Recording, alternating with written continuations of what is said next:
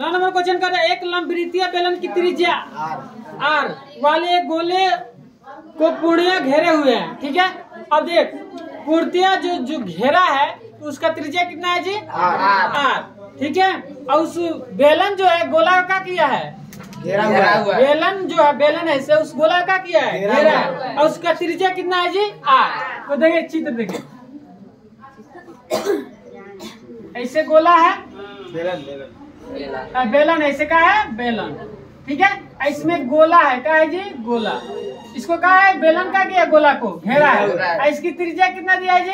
Are. इसकी त्रिज्या are. जब इसकी त्रिज्या आर है तो इसका भी त्रिज्या का होगा आरे होगा। इसका भी यहाँ से त्रिज्या का हो जाएगा आरे होगा बोलिए। तो यहाँ भी त्रिज्या इसका का होगा आर होगा, यहाँ से भी त्रिज्या आर।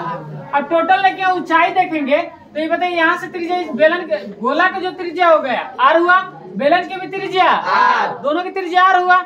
लेकिन एक और चीज समझिए, अगर कहें कि बेलन की ऊंचाई बताइए, बेलन की ऊंचाई, तो बेलन की ऊंचाई बताइए तो क्या होगा? R plus R, R plus R क्या हो जाएगा? 2r होगा। बात समझ में आया? कोई दिक्कत? चित्र समझ गए, सवाल बन गया। चित्र समझ गए तो सवाल बन गया। चल देखिए इसमें क्या हुआ, फिर एक बार समझिए, बेलन जो है गोला को क्या किया है? घेरा है। अब क्या किया है? बोल रहा है कि त्रिज्या जो है इसका त्रिज्या कितना है? आर। तो इसका जब त्रिज्या आर है तो इसका भी त्रिज्या आर होगा, दोनों का त्रिज्या आर है। तो यहाँ से इसका भी त्रिज्या आर होगा, ये भी क्या होगा? आर होगा।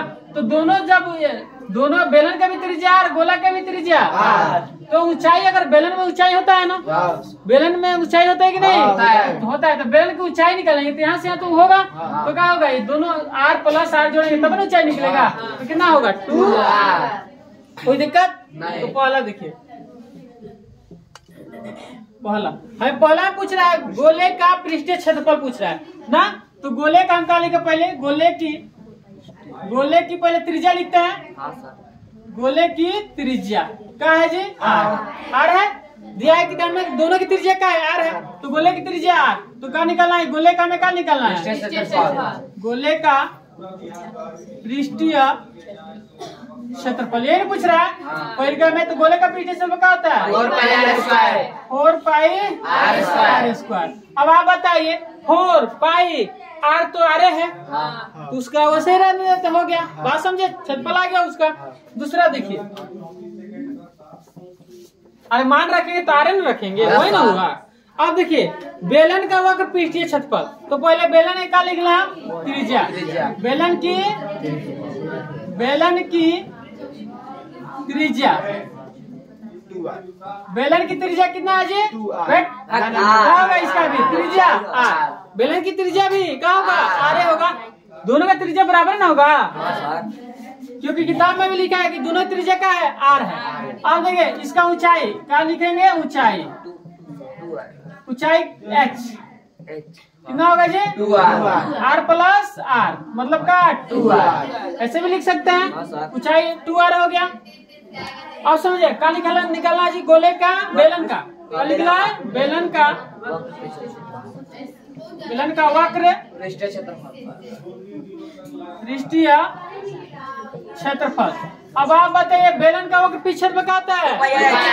2 पाई आर एच। सूत्र हो गया 2 पाई आर एच। 2 पाई का मान मत रखिए, पाई रखिए। आर देखिए आर कितना है जी? आर नहीं, आर है।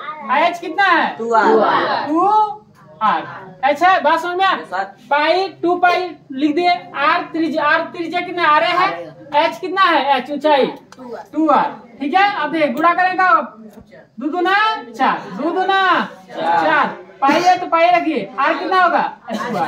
आया समझ में? ये हो गया। अब तीसरा पूछ रहा है का? तीसरा देखिए क्या पूछ रहा है? तीसरा कर रहा है ऊपर 1 और 2 में प्राप्त क्षेत्रफल का अनुपात। क्या निकालना है? अनुपात। क्या निकालना है?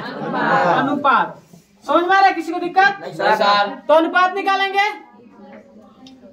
निकालेंगे तो देखिए 1 और 2 का क्षेत्रफल का अनुपात निकालना है। तो 1 का क्षेत्रफल, 1 का क्षेत्रफल ना लिख देते हैं। अब बटा किसका क्षेत्रफल?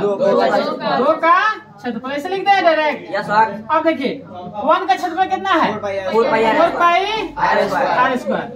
ठीक है, अब इसका भी क्षेत्रफल 4 पाई r स्क्वायर। ये दोनों एक मर्त में कट गया, एक मर्त में, तो क्या होगा जी? 1 बटा 1, मतलब 1:1।